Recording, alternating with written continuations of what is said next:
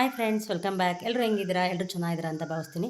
Friends, ಇವತ್ತು ಮೊದಲನೇದಾಗಿ ಎಲ್ರಿಗೂ ಬಸವ ಜಯಂತಿ ಹಬ್ಬದ ಶುಭಾಶಯಗಳು.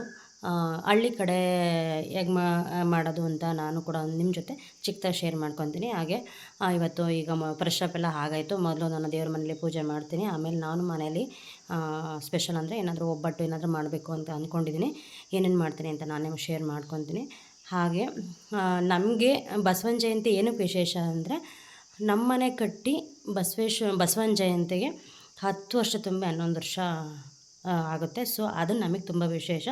ಸೊ ಡೇಟ್ ವೇರಿಯೇಷನ್ ಆದ್ರೂ ನಮಗೆ ಬಸವನ ಜಯಂತಿ ಅಂತ ಬಂದರೆ ನಾನು ಅವತ್ತು ಸ್ವೀಟ್ ಮಾಡಿ ಮನೇಲಿ ಎಡೆ ಮಾಡೋದೆಲ್ಲ ಮಾಡ್ಕೊಳ್ತೀನಿ ಚಿಕ್ಕದಾಗೆ.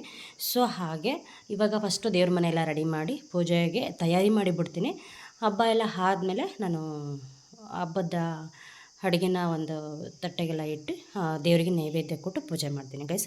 ಈಗ ಫಸ್ಟು ನಾನು ದೇವ್ರ ಮನೆಗೆ ಹೋಗಿ ದೇವ್ರ ಮನೆಯೆಲ್ಲ ಕ್ಲೀನ್ ಮಾಡ್ಕೊತೀನಿ.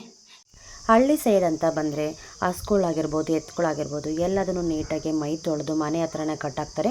ಎತ್ತುಗಳಿಗೆ ಬಣ್ಣದ ಟೇಪ್ಗಳಾಗಿರ್ಬೋದು ಬಣ್ಣ ಹಾಕಿ ಅಲಂಕಾರ ಮಾಡ್ತಾರೆ. ಹಾಗೆ ನನ್ನ ಮಗ ಕೂಡ ದೇವಸ್ಥಾನಕ್ಕೆ ಹೋಗಿ ಬಂದಿದ್ದ. ಇವತ್ತು ಬಸವಣ್ಣನ ದೇವಸ್ಥಾನಕ್ಕೆ ಹೋಗಿ ಬಂದರು ನಮ್ಮ ಮನೆಯವರೆಲ್ಲರೂ ಕೂಡ. ಹಾಗೆ ಅಲ್ಲಿ ದೇವಸ್ಥಾನದ ಹತ್ರ ಬಸವಣ್ಣನ ಬ್ಯಾನರ್ ಕೊಟ್ಟಿದ್ರು ಅಂತ ಇಟ್ಕೊಂಡು ಬಂದು ಹಾರಿಸ್ತಾ ಇದ್ದ.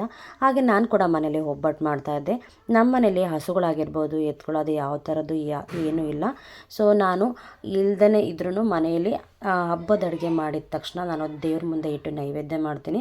ಯಾಕಂದರೆ ನಮಗೆ ಬಸವನ ಜಯಂತಿ ಮನೆ ಗೃಹ ಪ್ರವೇಶ ಮಾಡಿದ ದಿವಸ. ಸೊ ಅದಕ್ಕೋಸ್ಕರ ನಾನು ಏನೇ ಅಡುಗೆ ಮಾಡಿದ್ರೂ ಬಸವನ ಜಯಂತಿ ದಿವಸ ನೈವೇದ್ಯಕ್ಕೆ ಇಡ್ತೀನಿ. ಹಾಗೆ ನಾನು ಕೂಡ ಒಬ್ಬಟ್ಟು, ಬಜ್ಜಿ, ಹಾಗೆ ಅನ್ನ ಸಾಂಬಾರು, ಹಾಲು ಮಾಡಿದ್ದೆ. ಅಡುಗೆನ ಸ್ವಲ್ಪ ಮಾಡಿ ಮೊದಲು ನೈವೇದ್ಯಕ್ಕೆ ಕೊಟ್ಬಿಡ್ತೀನಿ. ಯಾಕಂದರೆ ಮಕ್ಕಳಿರೋದ್ರಿಂದ ಎಂಜಲು ಮಾಡ್ತಾರೆ ಅಂತ. ಪೂಜೆ ಎಲ್ಲ ಆದಮೇಲೆ ನಾನು ಮಕ್ಕಳಿಗೆ ಅವರು ಹೊಟ್ಟೆ ಹಸಿವು ಅಂತಿರ್ತಾರೆ, ಅವ್ರಿಗೆ ಊಟ ಹಾಕ್ಕೊಡೋಕ್ಕೆ ಸರಿ ಹೋಗುತ್ತೆ ಅಂತ. ಹಾಗೆ ನಮ್ಮ ಮಾವ ಎಲ್ಲರೂ ಕೂಡ ಊಟ ಮಾಡಿದ್ರು. ಎಲ್ಲರೂ ಊಟ ಮಾಡಿ ಆದಮೇಲೆ ನಾನು ಕೂಡ ಊಟ ಮಾಡ್ತಾಯಿದ್ದೀನಿ ಗೈಸ್. ಇವತ್ತು ನಮ್ಮ ಮನೇಲಿ ಬಸವನ ಜಯಂತಿ ಈ ಥರ ಇತ್ತು.